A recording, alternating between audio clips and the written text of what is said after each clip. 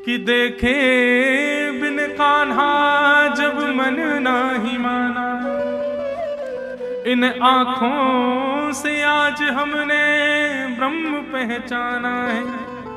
कृष्ण चरण कमलों में मन को लगाना, इन गोपियों का ताना ये उल्हाना तो बहाना है। 2-4 दिन यदि ठाकुर जी को देखे बगैर गोपियों के व्यतीत हो जाते हैं तो गोपियां आपस में मीटिंग करती हैं। गोपियां कहती हैं तेने लाला कब ना देखो। अच्छा देखो ठाकुर जी कितने साल के, 3.5 वर्ष के, और गोपियां कोई 60 वर्ष की, कोई 90 वर्ष की, कोई 40 वर्ष की, कोई 45 वर्ष की, कोई 20 वर्ष की, कोई 6 वर्ष की।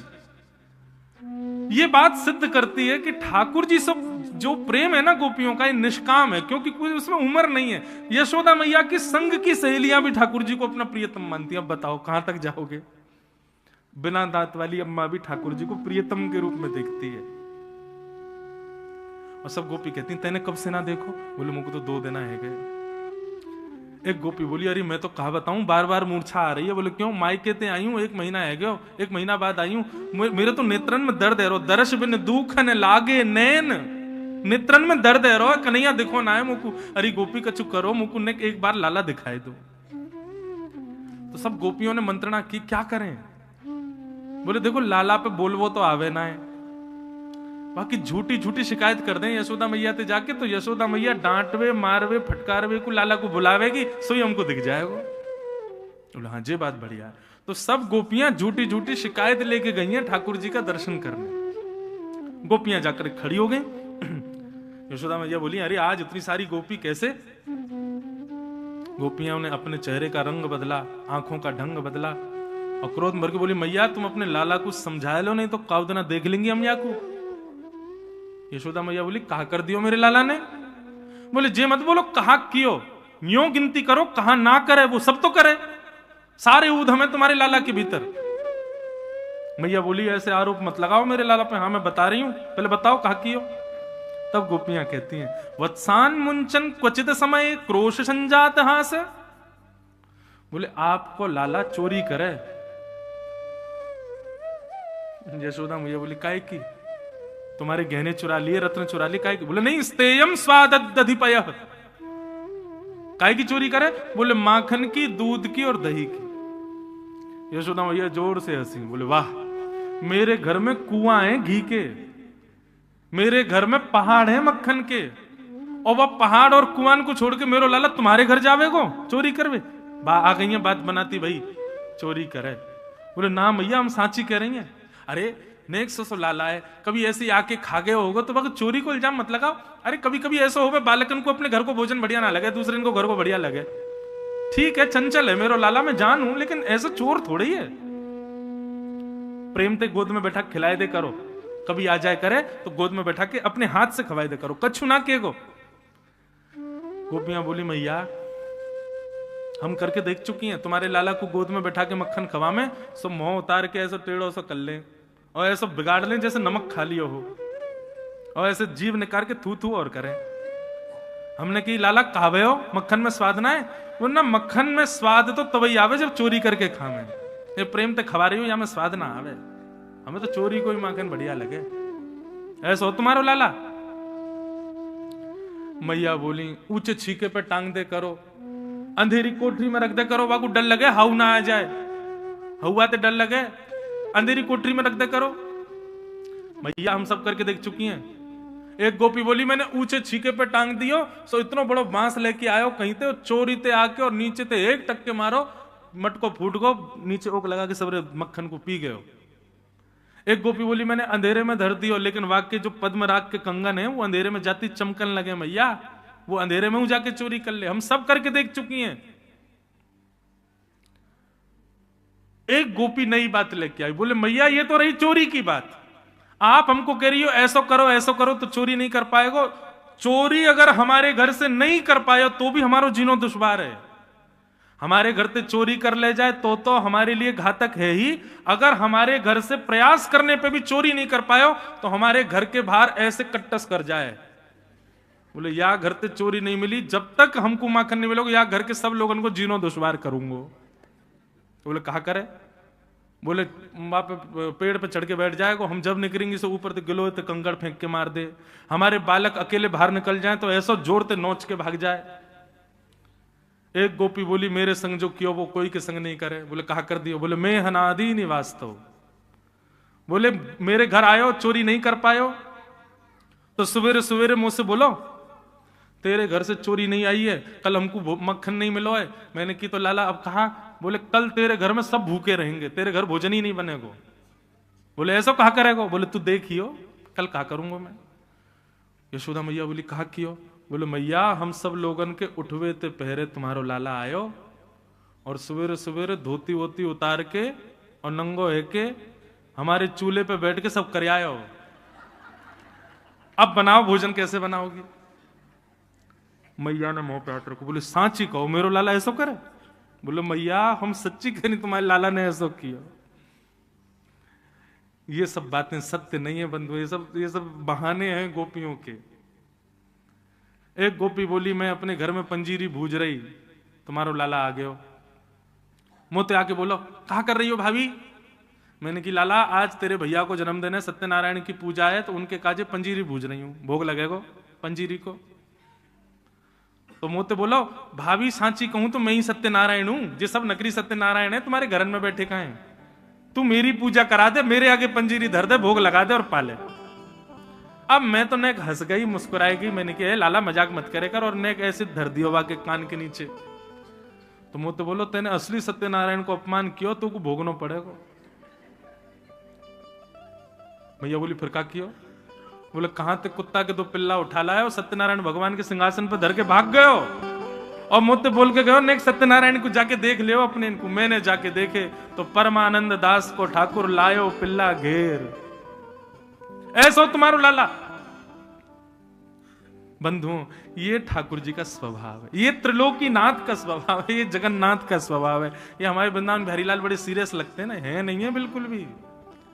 संसार के लोग अपने आप को बनावटी दिखाते हैं, अंदर से कुछ और होते हैं। ऐसे हमारे लाल जी भी दिखाते ऐसे हैं कि हम बड़े सीधे हैं, बड़े सच्चे। देखो जो ही खड़े रहे, वे बहुत चतुर हैं भैया।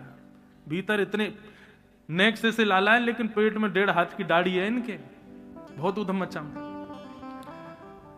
यशोदा मैया को क्रोध आया, मैया ने आवाज लगाई लाला ओ कन्हैया जल्दी आ। यशोदा मैया कभी ऐसे नहीं उठाती ठाकुर जी को। कैसे उठाती हैं यशोदा मैया? पद है कैसे उठाती हैं यशोदा मैया? सुनो, आप भी ऐसे उठाया करो लाल जी को। मैया जाती हैं, ठाकुर जी पीरी रजाई ओढ़ के सोमे, और वहां में भी मैया इत्र लगावे रात में, लाला को रात भर सुगंधी आती रहे। वह पीरी रजाई को ओढ़ करके ठाकुर जी सोमे, मैया जाकर के बिस्तर के बगल में बैठ जाए और लाला के एक चरण को दबानो प्रारंभ करे, और दबाते दबाते फिर भैरव राग में गावे। मोहन जाग रे बलि जई है, लाला जाग रे बलि जई। लाला चल वो रह गई, उठ जा चल। ठाकुर जी ना उठे, उठ तो गए लेकिन मैया को परेशान कर रहे हैं, तो क्या करें? ऐसे चदरिया हटाए के अपनी आंखन को निकारें और टिमटिमाते हुए मैया को देखें। बोले पहले मुझको जे बता, मुझको कहा देगी? अच्छा मतलब उठवे के काज भी तो को कुछ चाहिए? बोले हाँ पहले मुझको बता, आज मुझको कहा देगी? तब यशोदा मैया कहती है तेरे कारण श्याम सुंदर मैं नई मुरलिया लई। मैं नई मुरलिया लेके आई हूं लाला तेरे काजे, चल उठ जा। इतने में ठाकुर जी उठ जाते हैं, उठ के कहां है मुरलिया कहां है? मैया वही पुरानी दिखा दे, ले जे ये ए मैया तू बात बना, फिर से सो जाए ठाकुर जी, मैं ना उठ रहा हूं। पीत पट दूर दे मुख ते, पीत पट पीत रजाई दूर दे मुख दे, छाड़ दे अलसई। लाला ऐसो आलस ना करो करें, चल या को पीरी रजाई को हटा, अपना मुख दिखा, देख मैं तेरी बलैया लाऊं, तेरी आरती उतारूं, कैसो सुंदर लग रहा हो मेरो लाला। ना मैया पहले मुख को छू दे। यशोदा मैया बोली अब कैसे उठाऊं लाला को। सोई मैया लाला को एक प्रलोभन देती है, क्या? गायन के गलबंद खूंटे वे तो डगर बन की लई। देख लाला तू तो सो रहे हो और आज देख कहा भयो। ठाकुर जी बोले कहा भयो मैया? बोले जिन गैयान को तू चरावे ले जावे ना, उनको आज बलराम लेके जा रहा है वन में, और सबरी गैयान को लेके जा रहा। इतने में ठाकुर जी ने महाराज रजाई दूर फेंकी, उठ के बैठ गए। बोले या बलराम को मैं अभी बताऊं। सोई अपनी बंसी ढूंढने लगे, कारी कमरी पहनने लगे। इतने में मैया ने लाल जी के मुख से दूध लगाए दियो, और दूध मुख से लगते ही ठाकुर जी की मंगला हो गई। यशोदा मैया ने आरती कर दी। चल अब बात मत बनावे, बलराम कहीं ना गयो, अब तू उठ गयो। ठाकुर जी बोले मैया तो बहुत छलते उठावे मुझको, वो तो उठे ही ना है तो कहा करूं। ऐसे मैया यशोदा नित नए लोभ लुभाने भाव से लाल जी को उठाती है। बंधु अपने घर के ठाकुर जी को भी ऐसे करो, रात्रि में सुलाने के बाद कुछ नवीन, कोई लड्डू बनाओ, कोई ऐसी सामग्री बनाओ, कुछ नए वस्तु लाओ, नए वस्त्र ले आओ। वे घर के लाला हैं, वो कोई मूर्ति नहीं है भैया, उनको ऐसे भाव से मत करो। और सवेरे सवेरे उठावे जाओ ना तो उस नई वस्तु को ठाकुर जी के सिराने रखो, और तब इसी भाव से उठाओ, देखो लाल जी हम आपके लिए क्या लाए हैं, जल्दी से उठ जाओ। और फिर इस भाव को कह के ठाकुर जी को उठाओ, और फिर उठाते ही ठाकुर जी की मंगला आरती करो। आरती करने के बाद ठाकुर जी को दूध भोग लगाओ, उठते पट दूध पियो। कई बार ठाकुर जी कैसे उठते हैं तो रसिकाचार्य वर्णन करते हैं, बोले यशोदा मैया लाल जी के सिरहाने अपनो हाथ रखे, और हाथ रख के लाल जी को ऐसे उठावे, अभी सो ही रहे ठाकुर जी, और ऐसे मुख से दूध को पात्र लगा दे। सोते सोते ठाकुर जी दूध पीने लगे, पीते जैसे पूर्ण हुए सोई ठाकुर जी की आंख खुल जाए। लाड़ चाव के लाला है ना, ऐसे ही उठे, इसी भाव से सेवा करो। और ये जो राग अभी हम गा रहे थे, ये सुबह भोर का राग है। अगर किसी की गायन शैली अच्छी हो, ये 2-3 राग सीख लो, रात में बिहाग, सुबह भैरव। ठाकुर जी को इन्हीं भावों से उठाओ। सेवा में बहुत सुख है बंधु, पर वो सेवा ऐसे ही की जाए कि लाल जी प्रत्यक्ष विराजमान है। लोग बाग ठाकुर जी को सामान्य पाषाण मान करके सेवा करते हैं बंधु, वो सेवा नहीं है, केवल खाना पूर्ति है। सेवा करते करते एक दिन अनुभव होने लग जाए कि ठाकुर जी की जैसे हमारी त्वचा वैसी त्वचा है, ठाकुर जी बिल्कुल वैसे ही। और हाथ जोड़ के प्रार्थना, प्रदर्शन। मुझसे कितने लोग कहते हैं महाराज जी आप अपने लाल जी के नित्य दर्शन का एक वो कुछ करिए ना। नहीं, क्यों? हमारा बेटा सुंदर है तो क्या हम रोज उसको प्रचारी करते रहे, ब्रॉडकास्ट में सबको उसको फोटो ही भेजते ना, देखो हमारा लाला आज ऐसा लग रहा, हमारा पुत्र आज ऐसा लग, हमारी बेटी देखो ऐसी लग रही है, ऐसे घूम रही है। ठाकुर जी को क्यों करते हैं हम? कभी कभी बात अलग है, किसी की श्रद्धा बने तो कभी कभी के लिए ठीक है। अपने निज ठाकुर जी को जितना हो सके छुपाओ, अपने पास रखो। यशोदा मैया ने लाल जी को आज चिल्ला करके उठाया। ठाकुर जी उठे, आंख मीड़ी, आज मैया ने ऐसे क्यों उठाया मुंह को? ठाकुर जी जैसे ही गए तो देखे बहुत सारी गोपियां खड़ी हैं। मैया के पल्लू से जाकर के छुप गए ठाकुर जी। मैया बोली अरे लाला ये सब गोपी कहा कह रही हैं? कोई गोपी कछु, कोई गोपी कछु, कोई गोपी कछु। ठाकुर जी के नेत्रों में अश्रु आ गए। मैया से बोले मैया तेरी सौगंध खा कह रहा हूं, मुझको जो ना पता इनको घर कौन सी गली में सबरी झूठ बोल रही है जे। लेकिन छोटे से लाल जी की बात कौन माने। यशोदा मैया तो हाथ पकड़ करके दोनों ऐसे पकड़ लिए और लाल जी को डांट रही हैं। और लाल जी ऐसे गोपियों को देख रहे हैं और गोपियां दूर से ही बलैया ले रही हैं। हाँ दिख गयो हमारो चंद्रमा, दिख गयो हमारो लाला, दिख गयो। अब नेक शांति पड़ रही है हृदय को। जब मैया ज्यादा डांटने लगती तो गोपियां जाती, नहीं मैया नहीं, बस इतना ही रहने दो, इससे ज्यादा नहीं, कोई बात ना, हमारो ही तो लाला। ऐसे ठाकुर जी की मधुर बाल लीला।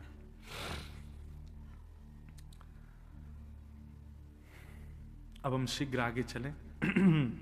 भगवान के आगे दामोदर लीला आती है। एक दिन ठाकुर जी को मैया ने ठाकुर जी को ऊखल से बांध दिया। ठाकुर जी ऊखल में बंध गए, 2 वृक्षों के बीच से निकले, स्पर्श करते ही वृक्ष टूट के गिर गए और नलकुंवर मणिग्रीव प्रकट हो गए। दोनों ने भगवान की स्तुति गाई कि वाणी गुणानुकथने श्रवणं कथायाम हस्तौ च कर्म सुमनस्तव पादयोर्न स्मृत्यां शिरस्तव निवास जगत प्रणामे दृष्टि सतां दर्शनेस्तु भवत्तनूनां। हे नाथ, ऐसी कृपा कर दो हमारी हर इंद्रिय आपके भजन में लग जाए। बस दोनों पर भगवान ने कृपा की। ब्रजवासियों ने जैसी देखा वृक्ष टूटे पड़े हैं, यशोदा मैया ने संकल्प कर लिया अब हम यहां नहीं रहेंगे, चलो मैंने वृंदावन की ओर, वृंदावन की ओर,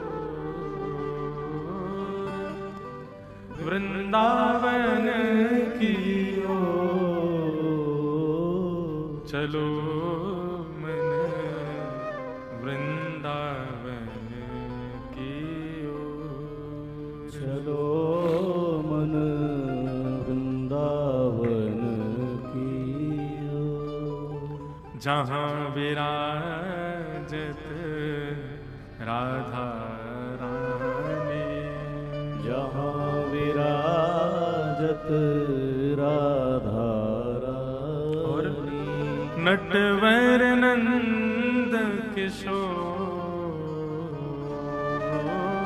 नटवर नंद किशोर, चलो मन वृंदावन की ओर, चलो मन वृंदावन की कि वृंदावनम संप्रविश्य सर्वकाल सुखावहम्। बोलो वृंदावन धाम की। जिस वृंदावन में आप बैठे हैं ना बंधु, संपूर्ण भागवत में भगवान जितनी भी जगह पर गए हर जगह का वर्णन किया गया, परंतु ऐसा कहते हैं कि जैसे एक भाव हम लोग कभी कभी रखते हैं ना, बस ये मिल जाए फिर चाहे हमें कुछ ना मिले हम सब सह लेंगे, ऐसी हमारी कभी भी स्थिति होती है। ऐसी ठाकुर जी की स्थिति वृंदावन के प्रति है। यहां पर एक शब्द वृंदावन के लिए कहा गया, सर्वकाल सुखावहम। ठाकुर जी कह रहे हैं वृंदावन में कैसे भी रखो मुझे, मैं प्रसन्न हूं। ठाकुर जी कह रहे हैं अगर हमारा भोग ना लगे, श्रृंगार ना हो, हमारा नैवेद्य ना हो, हमारे साथ कोई लीला ना हो, केवल हम वृंदावन की सीमा के भीतर हैं, कुछ ना भी मिले तो भी हमको सुख लगता है। इतना प्रिय है ठाकुर जी को वृंदावन। क्यों? क्योंकि ये वृंदावन ब्रह्मा जी ने नहीं बनाया, इस वृंदावन को विश्वकर्मा ने नहीं बनाया, तो ये हमारी श्री जी, श्री किशोरी जी, परम दुलारी श्री राधिका रानी जी ने अपने हाथ से वृंदावन का निर्माण किया है। कभी कभी इतना सौभाग्य लगता है बंधुओं ब्रजवासी होने का। क्यों? क्योंकि सब जगह यही वर्णन है कि ब्रज में जन्म भी होता है ना, तो सोचो कि श्री जी उसका स्मरण करके उसको जन्म देती हैं कि ये वृंदावन जाएगा, ये वृंदावन आएगा।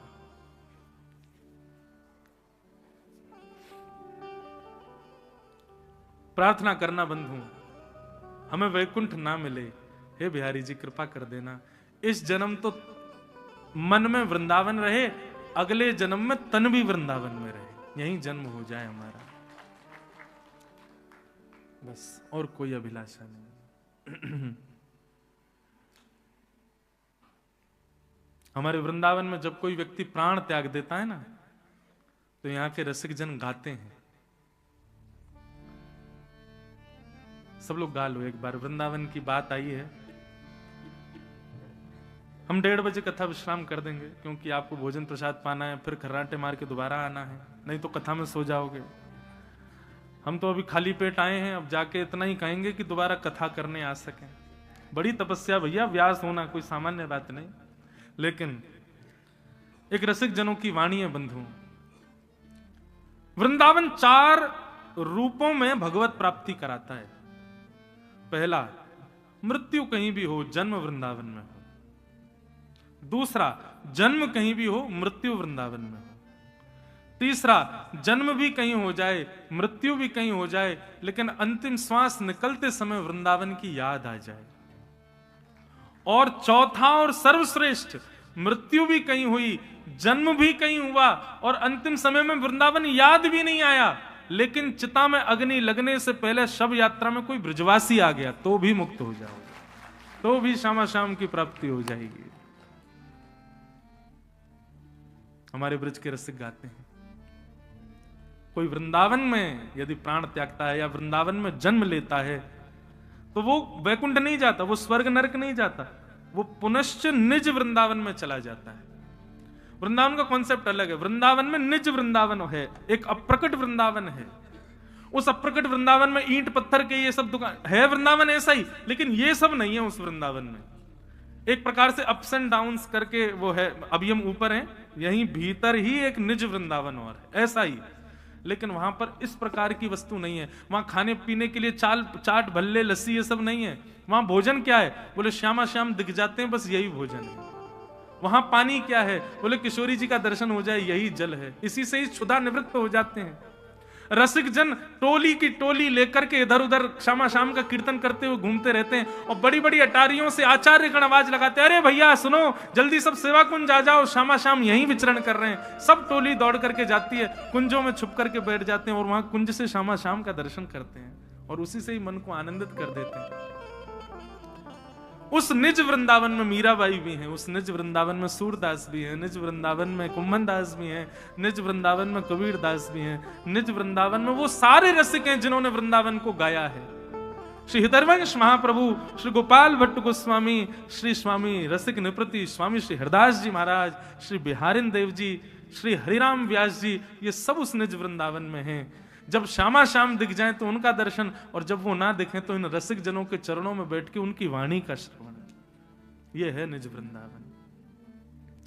हमारे रसिक जन जब वृंदावन में कोई प्राण त्याग देता है तो गाते हैं, भाग्य बड़ो वृंदावन पायो, भाग्य बड़ो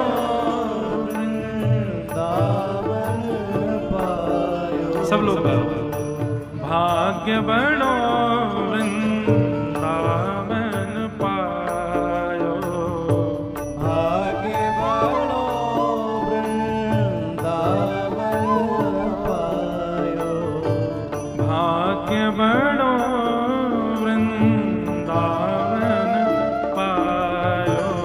भाग्य बड़ो वृंदावन पायो। जारज को सुर नर मुनि वंचित, जारज को सुर नर मुनि वंचित, विधि शंकर सिर नायो, ओ विधि शंकर सिर नायो, विधि शंकर सिर नायो, शंकर सिर नायो, भाग्य बड़ो वृंदावन पायो। भाग्य बड़ो सब लोग गाओ साथ में। वृंदावन पायो। बहुतक युग यारज बिन बीते, बहुतक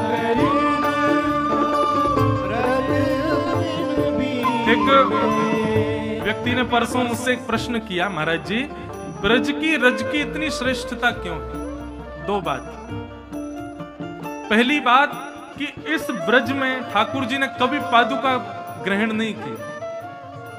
आप सर्दियों में मोजे पहन के घूम रहे हो, जूता चप्पल पहन के घूम रहे हो, लेकिन इसी ब्रज में कभी कितनी भी सर्दी पड़ी हो, लेकिन हमारे श्याम सुंदर सदैव अनावृत चरणों से ब्रज में घूमते थे बिना पादुका के। तो जिस परब्रह्म के चरण को पाने के लिए लक्ष्मी भी तरसती है, उस परब्रह्म के चरणों का अनावृत स्पर्श इस ब्रज को प्राप्त हुआ है, पहला कारण। और दूसरा कारण, 84 कोस के ब्रजमंडल के प्रत्येक कण को ठाकुर जी ने अपनी जिह्वा से चाटा है। समझ रहे हैं बात? अभी आगे प्रसंग आएगा कि ब्रह्मा जी भगवान के ग्वाल बालों को और सब बछड़ाओं को लेकर के हरण करके चले गए। 9 लाख गैया हैं ठाकुर जी की, और 9 लाख गैयाओं को कितने बछड़ा बछियां होंगे? 20-25 लाख बछड़ा बछिया थे ठाकुर जी के, उनको ठाकुर जी चराते थे और उनको ब्रह्मा जी हरण करके ले गए। तो 20-25 लाख बछड़ा बछियाओं को जब ब्रह्मा जी ने हरण किया, सबके रूप में ठाकुर जी बन गए, ठाकुर जी बछड़ा बछिया बन गए। और जब वही बछड़ा बछिया पूरे ब्रजमंडल में 84 कोस में फैल जाते, एक एक कण को अपनी जीभ से चाट करके पवित्र कर रहे थे। ये ब्रजमंडल की रज है। जिन ठाकुर जी के सन्मुख पधराए हुए प्रसाद को हम लोग सिर से लगा के पाते हैं, ये पूरे ब्रजमंडल की धरती प्रसाद है, ठाकुर जी के मुख से उच्छिष्ट है। इसलिए रज की महिमा है।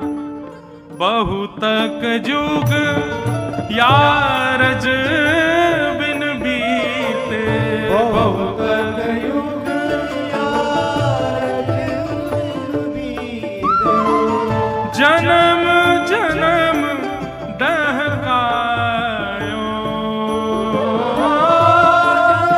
जन्म दहकायो, भाग्य बड़ो वृंदावन पायो, भाग्य बड़ो वृंदावन पायो, भाग्य बड़ो वृंदावन पायो। भाग्य बड़ो वृंदावन पायो। कितनी सुंदर बात। जब वृंदावन में कोई प्राण त्यागता है या वृंदावन के स्मरण करते हुए प्राण त्यागता है, तो जैसे ही वो प्राण त्याग करके निज वृंदावन में जाता है, उसका स्वागत कौन करता है? निज वृंदावन के द्वार पर ही श्यामा श्याम आकर के उसको अपने हृदय से लगाते हैं।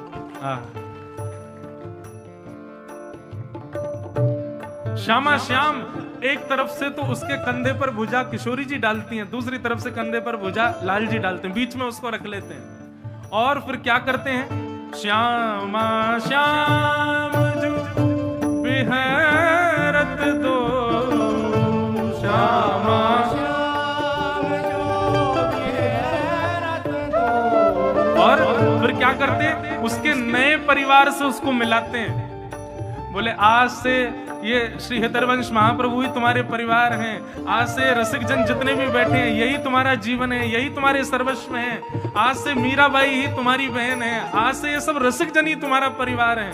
श्यामा श्याम जो बिहरत दो, श्यामा श्याम जो बिहरत दो। सखी समाज मिलायो, सखी समाज मिलायो। और कितनी अच्छी बात, वृंदावन के स्मरण में या वृंदावन में कोई प्राण त्याग दे तो भैया शोक मत करो, शोक संताप करो मत को, शोक संताप करो मत को। दाव भलो बनियायो, दाव भलो बनियायो। भाग्य बड़ो वृंदावन पायो, भाग्य बड़ो वृंदावन पायो। रसिक बिहारी की गति पाई, रसिक बिहारी की गति पाई। श्री रसिक बिहारी की गति पाई, रसिक बिहारी की गति पाई। हाँ धन धन लोक का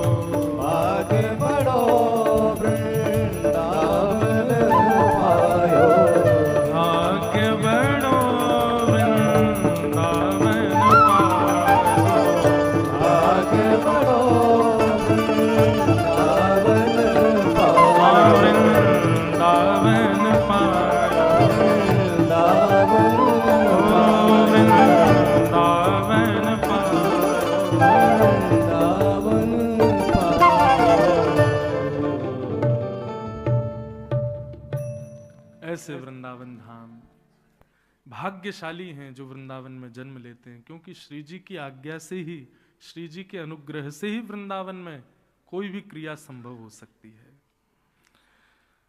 ऐसे वृंदावन में ठाकुर जी पधारे। ठाकुर जी को प्रिय इसलिए क्योंकि वृंदावन की रचना स्वयं किशोरी जी ने की है। वृंदावन आकर के ठाकुर जी ने यहाँ अघासुर का वध किया, वन चारण लीला की, तो वहां पर ब्रह्मा जी ने ग्वाल बालों का हरण कर लिया। क्यों किया? क्योंकि उनको लगा कि ये भगवान नहीं है, कोई भेलू पिया है। क्यों? मधुमंगल के मुंह पे लगी कड़ी चाट गए ठाकुर जी। इतना सुंदर पद है, अगर हमको खुली छूट मिल जाए तो हम पद ही पद गाएं। एक पद है, आप कहोगे महाराज जी बस पूरी करो कथा, लेकिन एक पद है, अब पद नहीं पूरा नहीं गाऊंगा। आज दधी मीठो मदन गोपाल। आज ठाकुर जी सब ग्वाल वालों के संग में वन में दही को भोग लगा रहे हैं। जो नहीं पायो सुनो मेरे भैया। सब ग्वाल बाल आ गए महाराज, ऊपर से पत्ता तोड़ तोड़ के दोना लेके ठाकुर जी के आगे आगे। ठाकुर जी अपने हाथ से दही बांट रहे हैं सबन को। ऐसो दही हम कबहू ना चाखे, सुन गोकुल के नाथ।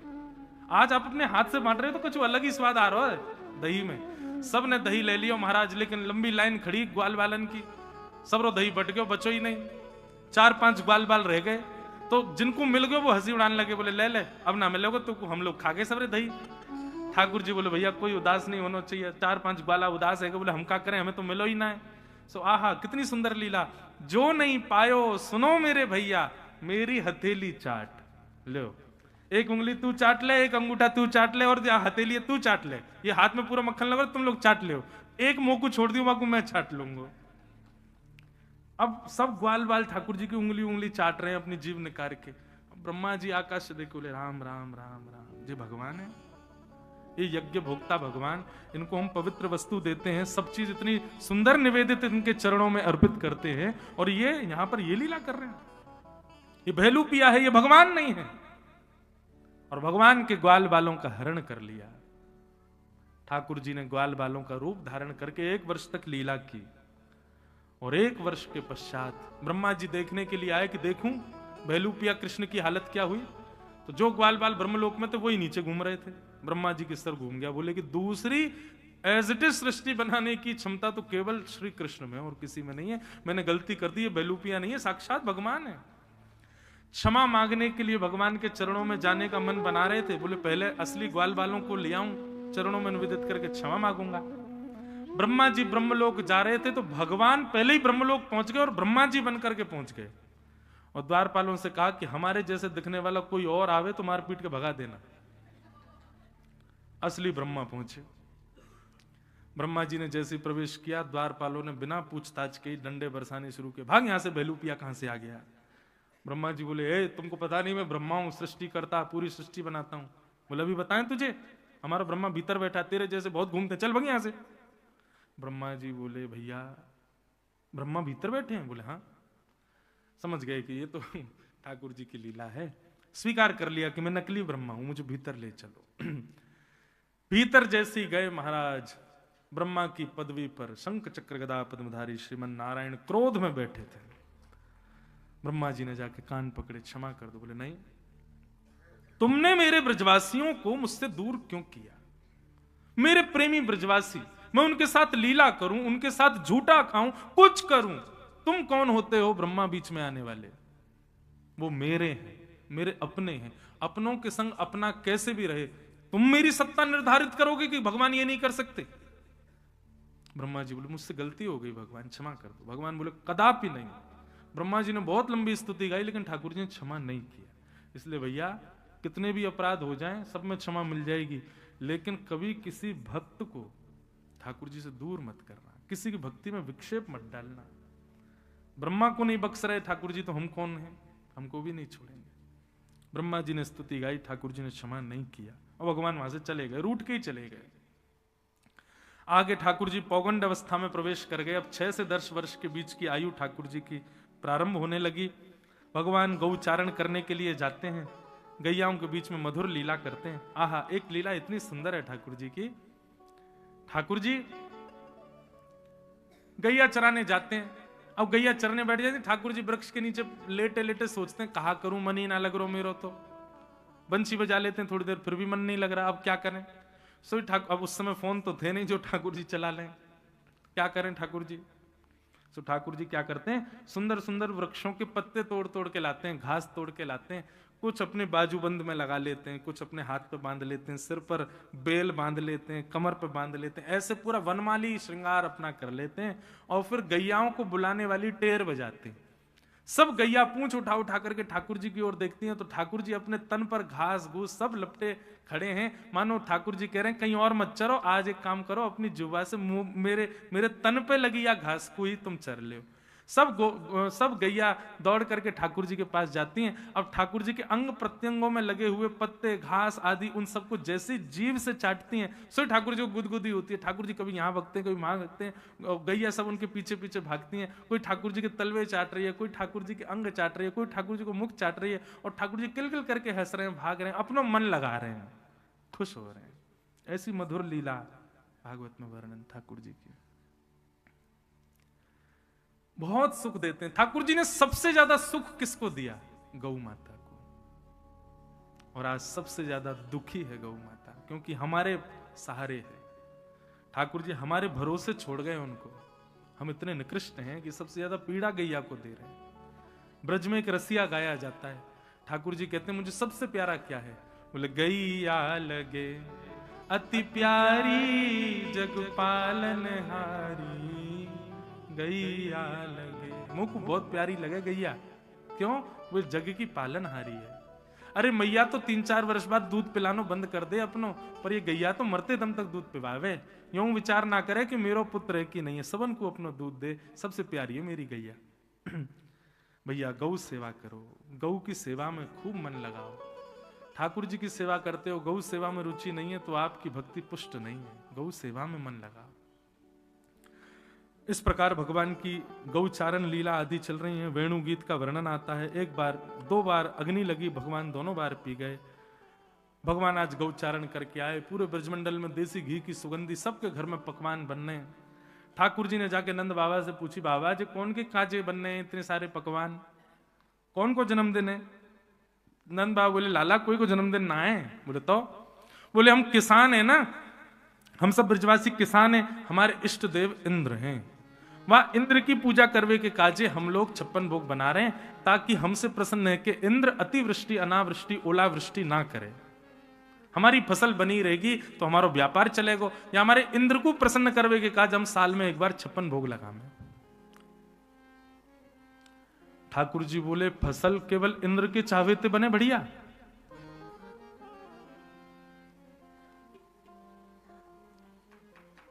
यदि सूर्य की इच्छा है जाए कि मुंह को तो पूरी पृथ्वी जलानी है, तो इंद्र धरो रह जाएगा, आपकी फसल ना बनेगी। सूर्य की भी पूजा करो, वायु की भी पूजा करो, वरुण देवता की भी पूजा करो, क्योंकि इन सबके समन्वय से ही फसल बनती है पिताजी। और यदि आपको मैं गहराई तक ले जाऊं तो 33 कोटि देवता ही पूरी खेती बाड़ी कर रहे हैं, सबन की पूजा करते रहो। लेकिन यह संभव नहीं है पिताजी। लेकिन एक काम संभव है, क्या, जड़ में पानी डालो, वृक्ष पूरा हरो भरो रह जाए।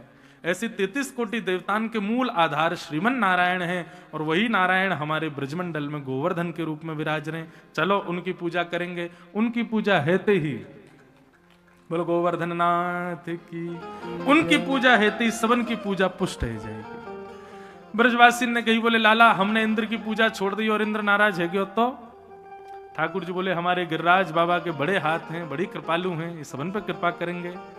और भैया एक प्रलोभन ठाकुर जी ने दियो कि आपने कभी इंद्र के दर्शन नहीं किए होंगे, लेकिन हम आपको वचन दे रहे हैं, हमारे गोवर्धननाथ प्रकट है कि सबन को दर्शन देंगे। ये भाव सुनते ही सब ब्रजवासी ने मन बना लियो, और सब 56 भोग लेकर के श्री गोवर्धन जा रहे हैं।